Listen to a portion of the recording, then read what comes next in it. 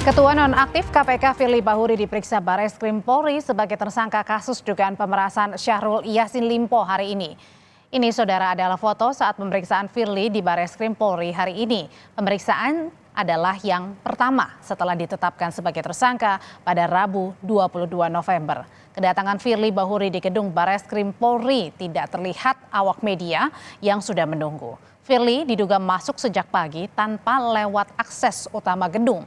Sebelumnya Firly dijerat dugaan tindak pidana pemberantasan korupsi berupa pemerasan atau gratifikasi atau suap terhadap ex-mentan Syahrul Yassin Limpo. Ketua Nonaktif KPK diduga melakukan pemerasan terkait penanganan permasalahan hukum di Kementerian Pertanian kurun waktu 2020 hingga 2023. Ketua Komisi Pemberantasan Korupsi Nonaktif Firly Bahuri memenuhi panggilan pemeriksaan sebagai tersangka kasus pemerasan Syahrul Yassin Limpo.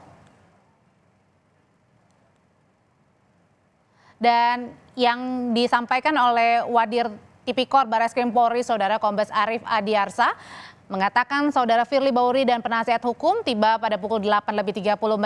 Pemeriksaan oleh penyidik terhadap yang bersangkutan telah dimulai sejak pukul 9 WIB di lantai 6 di Tipikor. Ketua KPK Nonaktif Firly Bahuri memenuhi panggilan pemeriksaan sebagai tersangka kasus pemerasan Syahrul Yassin Limpo. Hari ini merupakan pemeriksaan perdana bagi Firly Bahuri setelah ditetapkan sebagai tersangka. Lantas, akankah polisi menahan Firly usai pemeriksaan? Dan apakah Firly bisa dijerat dengan sanksi pidana seumur hidup?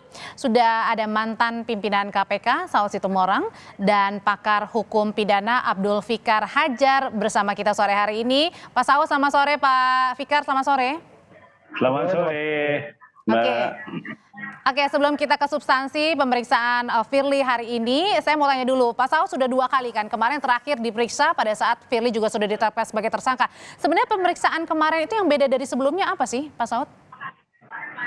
Ya, pertama kan itu waktu itu masih belum tersangka ya, jadi masih yang umum-umum dikaitkan dengan tugas-tugas atau potensi pelanggaran yang dilakukan bersangkutan dikaitkan dengan pasal 36 dan 65. Karena waktu itu mungkin penyidik bisa saja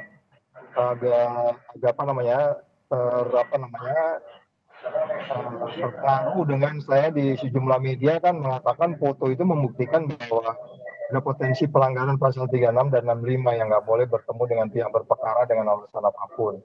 Itu anggapan saya, tapi ya sehingga kemudian itu menjadi kajian yang menarik mungkin bagi penyidik. Tapi setelah ditetapkan tersangka, saya dari poin-poin pertanyaan itu mengarah kepada prinsip-prinsip atau nilai yang ada di KPK yang kita sebut 9 nilai.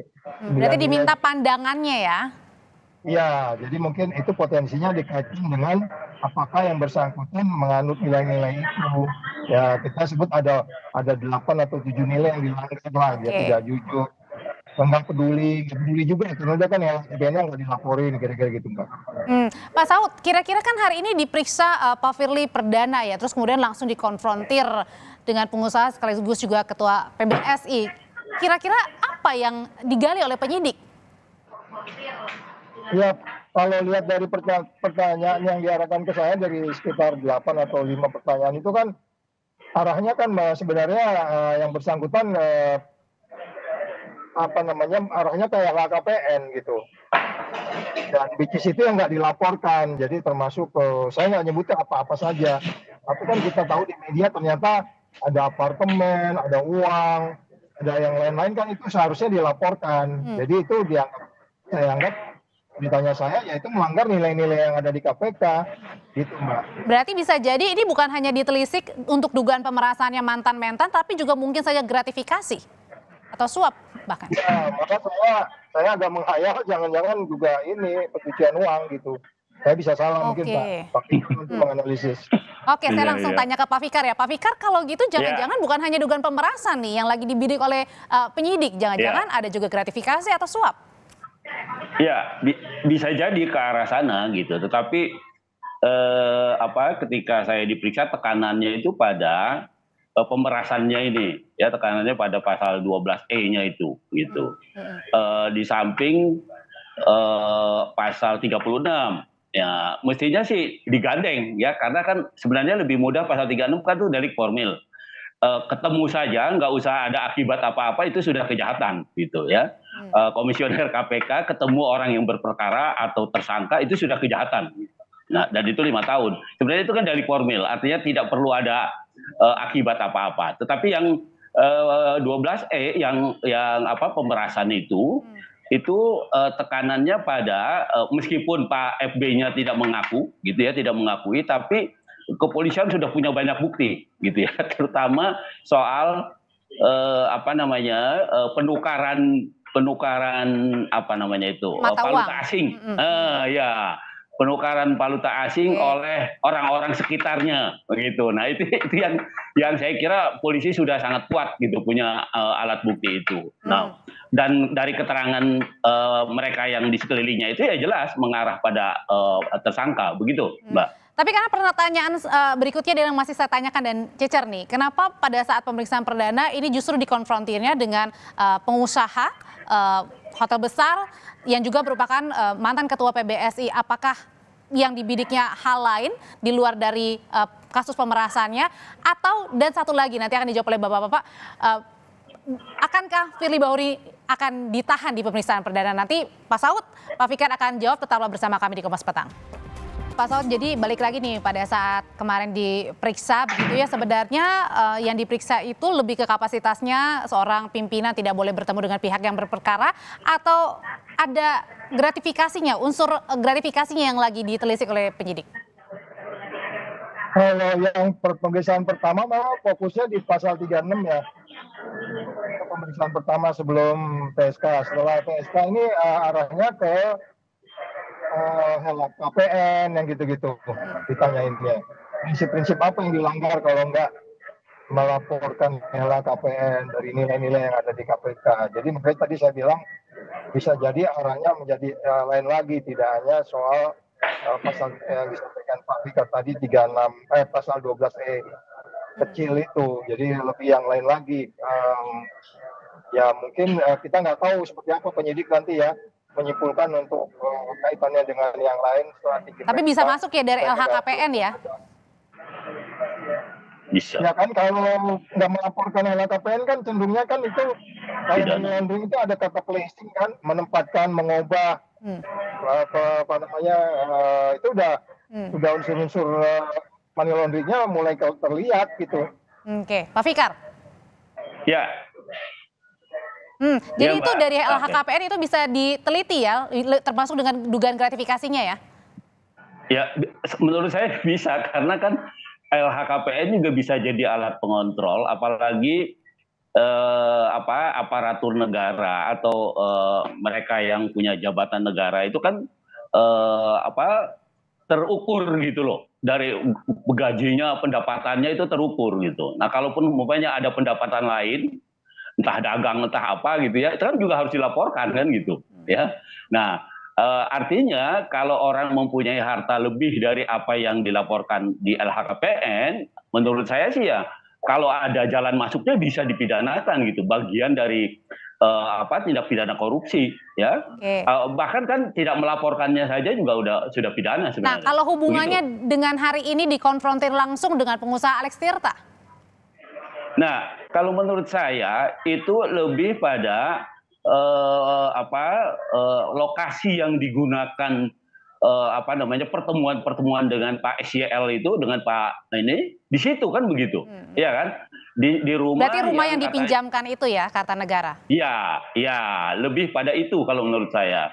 Ya, mungkin juga sekaligus menyelidiki soal ya itu tadi harta yang tidak dilaporkan, bisa jadi itu milik dia kan, bisa jadi gitu ya, tetapi faktanya memang itu rumah yang disewa kan begitu. Nah, tetapi di balik itu mungkin itu miliknya atau apa, makanya mungkin polisi mengejar ke pemilik rumahnya gitu ya, ke orang yang ditempatkan sebagai pemilik rumah. Nah, kalau ada umpamanya keterangan yang ini kan ya kita yakin lah polisi bisa menggali itu gitu ya kalau memang ada pencucian uangnya atau ada harta yang tidak dilaporkan termasuk rumah di Kebayoran Jakarta Selatan itu ya saya kira itu polisi bisa menambah dengan pasal yang lain gitu. Selain pertemuan dan pemerasan itu tadi. Begitu, Mbak. Oke, Pak Saud, sebenarnya apa sih kira-kira yang membuat penyidik ini lama menangani kasus ini, termasuk terakhir penetapan tersangka, diperiksa lagi, sekarang juga belum ditahan? Ya tentu kan kalau dari sisi materialnya kan cukup kuat ya disampaikan Pak Zulfikar tadi. Tapi soal formil kan kita memang harus hati-hati. Kita paham di situ. Tapi kalau melihat sekarang perkembangannya kemana-mana, ada isu-isu yang disebut emergen, kunci-mengunci, dan seterusnya. Sehingga kan muncul ketidakpastiannya tinggi gitu. Makanya ketika kemudian saya ditanya, pasaran Pak Saud, ya saya bilang penyidik walaupun mereka punya subjektivitas, tapi kalau saya ditanya, udah hari ini udah aja langsung ditahan aja gitu biar ketidakpastiannya menjadi kecil. Karena ini kemana-mana sekarang larinya. Jadi publik juga jadi kemarin malah di beberapa media saya lihat malah mereka udah mulai nanya ujungnya. Jadi masalah ini lagu ujungnya kemana. Jadi ini kan ketidakpastiannya jadi macam-macam ya. Jadi makanya kalau ditanya saya bagusnya hari ini karena kalau memang cukup dan subjektivitas penyidik cukup kita nggak bisa pengaruhi juga mereka. Tapi kalau saya ditanya sebaiknya ya segera kemudian segera cepat dilimpahkan, dalam hal ini ya ditahan gitu. Kalau Pak Fikar punya pandangan sendiri, Pak Fikar juga kan termasuk yang diperiksa sebagai ahli ya. Kira-kira kalau waktu itu apa sih yang membuat penyidik ini lama atau terkesan berhati-hati? Menurut saya mestinya sih tidak harus begitu gitu ya. Kalau saya tadi juga tanya. Artinya bisa lebih cepat gitu ya? Iya, kenapa sih lama? Banyak Pak, saksinya 100 lebih dia bilang gitu kan. Nah itu yang ya jawaban yang formal seperti itu gitu. Tetapi sesungguhnya sebenarnya bisa lebih cepat gitu. Kan bukti permulaan itu kan hukum kan juga menerapkan cukup 2 alat bukti. Nah, bahwa banyak tambahan yang lain ya silakan gitu. Ya tetapi dengan 2 alat bukti itu sebenarnya ya bisa langsung melakukan upaya paksa yang lain gitu ya selain ini. Saya juga sependapat ya bahwa seharusnya ya ini ada upaya paksa yang dilaksanakan ya. Saya sependapat dengan Pak Saud ya. Karena potensi sebenarnya meskipun sudah dinonaktifkan menurut saya potensi menghilangkan alat bukti itu sangat tinggi gitu loh. Itu potensi itu. Kalau lari sih mungkin nggak bisa lari lah karena sudah dicekal kan gitu ya. Nah, tapi kalau potensi menghilangkan alat bukti itu yang harusnya menjadi alasan subjektif yang kuat gitu untuk menahan. Begitu, Mbak. Oke, apakah juga dugaannya belum ditahan sampai dengan sekarang ini karena mungkin saja jangan-jangan ada unsur muatan politis atau mungkin jangan-jangan karena ini kan bergesekan antara KPK dan juga Polri, tapi dengan penahanan tersangka dengan penetapan tersangka seharusnya tidak masalah ya? Pak Fikar. Saya kira nggak ada masalah. Ya, saya kira nggak ada masalah, apalagi pengendali ketua KPK sementaranya kan udah orang lain. Artinya Pak Firly atau tersangka ini sudah tidak punya akses menentukan apa-apa di KPK gitu. Ya, artinya KPK itu sudah menurut saya ya bukan bersih. Maksud saya sudah penghambatnya sudah hilang gitu. Artinya KPK tidak bisa lagi jadi faktor yang menghalangi tindakan yang akan dilakukan terhadap tersangka ini gitu. Nah, karena itu sekarang tergantung pada kemauan polisi gitu. Ya, dasarnya sudah ada, dasar objektif, dasar subjektif sudah ada gitu. Artinya sudah mencukupi gitu. Nah, sekarang tinggal niat baiknya bahwa serius atau enggak kan begitu. Ya kan? Begitu, Mbak. Kalau menurut Pak Saud sendiri dugaannya saat perdana hari ini diperiksa langsung ditahan atau belum? Pak Saud? Masih di mute? Maksudnya gimana? Ya. Halo, enggak ini udah. Maksudnya? Iya, Pak Saud, masih diperiksa nih Pak Firly di Bareskrim. Hari ini kemungkinan besar akan ditahan atau belum? Pak Saud?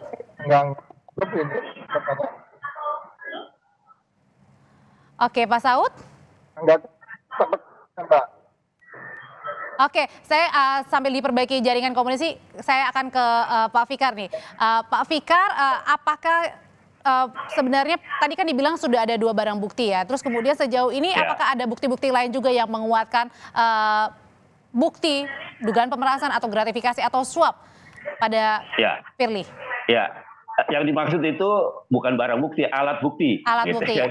Ya, kalau barang bukti kan barang, ya. Oke. Tapi kalau alat bukti itu keterangan saksi itu sudah cukup banyak gitu. Keterangan ahli juga sudah 8 kalau nggak salah. Meskipun Dari, yang bersangkutan masih belum mengaku. mengaku. Iya, iya. Dengan alat bukti itu sebenarnya bisa membuktikan sebaliknya gitu. Ya kan? Kan pengakuan tersangka atau keterangan tersangka itu hanya satu alat bukti kan. Tetapi kalau ada banyak saksi, ada banyak surat umpamanya yang bisa membuktikan itu, ya, hasil penukaran uang itu kan surat bentuknya, ya kan? Nah, itu menurut saya sudah cukup gitu, sudah cukup alasan bagi kepolisian untuk melakukan upaya paksa gitu ya, upaya paksa penahanan maksud saya begitu. Begitu, Mbak. Oke, saya kembali lagi ke Pak Saud. Pak Saud sudah aman mendengar suara saya?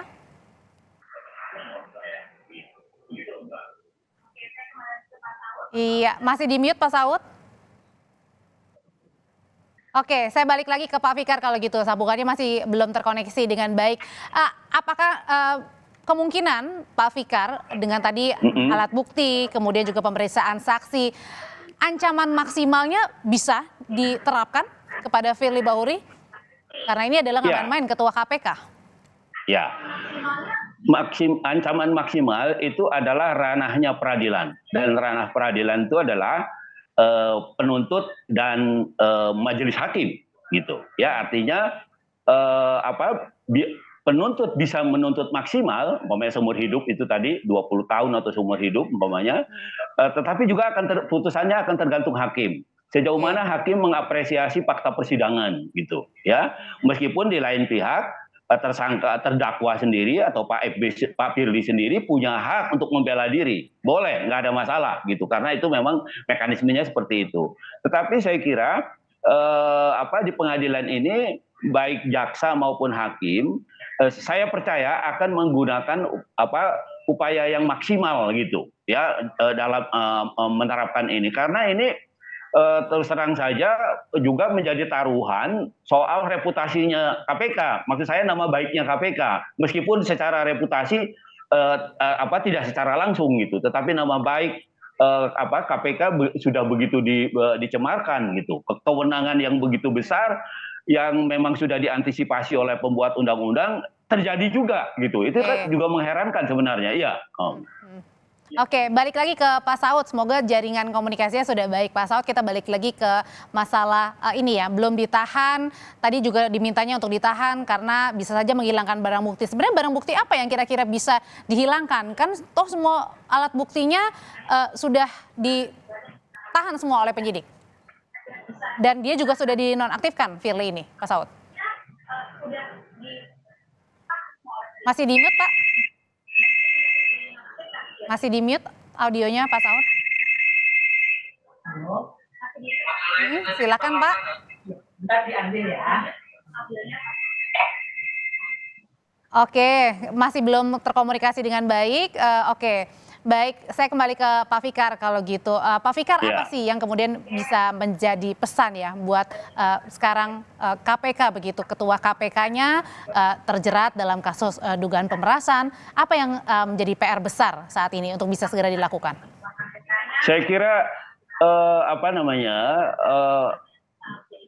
ada yang bilang Dewas ini tidak kelihatan gitu kerjanya atau aktivitasnya gitu ya, yang akhirnya diambil alih oleh penegak hukum, oleh Polda Metro Jaya gitu ya, diambil alih oleh Polda gitu. Nah, saya kira ini bisa menjadi bahan untuk mengevaluasi tentang peranannya Dewan Pengawas gitu ya. Meskipun umpamanya kemarin Pak bekas Ketua KPK Pak Agus bilang sebenarnya lebih efektif pengawas internal. Itu lebih efektif karena bisa setiap saat memeriksa gitu. Begitu dipegang Dewas ini ya dipanggil tapi tidak terlihat apa ada taringnya belum ya. Iya, belum ada taringnya begitu. Nah, karena itu menurut saya bisa dievaluasi ke depannya. Begitu, Mbak. Oke. Pak Abdul Fikar Hajar, terima kasih untuk berbagi pandangan, serta Pak Saud Situmorang, Oke. terima kasih juga. Sehat selalu semuanya Bapak-Bapak.